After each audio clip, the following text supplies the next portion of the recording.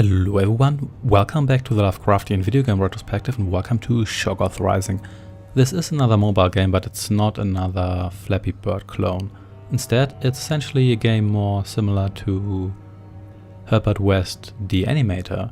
In this game you take the role of a sailor whose ship got destroyed in a storm by Lovecraftian creatures, and now he's trapped on a lighthouse with a lot of food and a lot of ammunition, and you essentially just have to defend yourself. You're on top of the lighthouse, and all you do is you move around and you kill whatever creatures try to reach the top and try to kill you.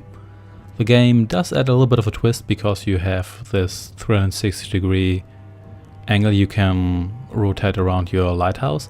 So it's not just that you have one character, you move left and right and try to get all the creatures. Instead you have to constantly move your vision around. You also have to move up and down so you don't miss anybody. It's not entirely new, there are other games that have done this before, but it's a decent little twist, and it does add something to a game that's otherwise just a game we have seen before in a lot of incarnations. It's reasonably well done. It did run just fine for me. There was a little bit of a frame drop whenever there were a lot of enemies on the screen or whenever there was a transition, let's say from a level to a victory screen, but it really isn't too bad, especially considering the kind of hardware this game is running on.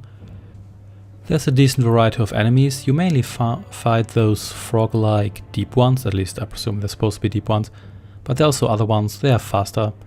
On larger deep ones there are also little larvae that try to reach the top of the tower really quickly. Some enemies are essentially suicide enemies, they just rush towards you and then do some damage.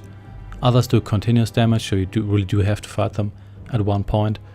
And you have a variety of weapons to deal with these creatures. You've got your standard pistol, which has unlimited ammunition but isn't all that strong. You've got a scattergun-like weapon, which can hit several enemies at once and does more damage but does have limited ammunition. You also have weapons that do massive damage but have very limited ammunition. It's essentially what you would expect in a game like that, or essentially any shooter. So the game has a fair amount of levels. It does get kind of difficult later on. The beginning isn't very hard, not because the creatures aren't fast or take some time to kill, but mainly because your health bars are really long.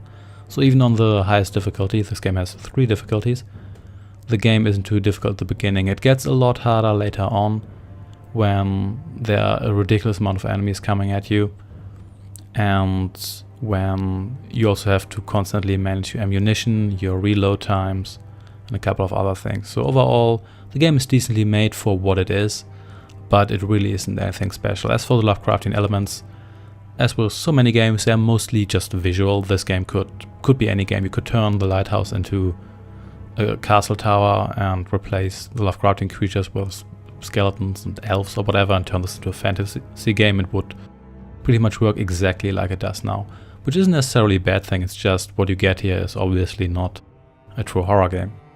And that's pretty much all I have to say about it. The rest of the game, the sound is alright, but it's nothing really remarkable. It does the job, but that's pretty much it. So thanks for watching, and I shall see you next time. Take care and goodbye.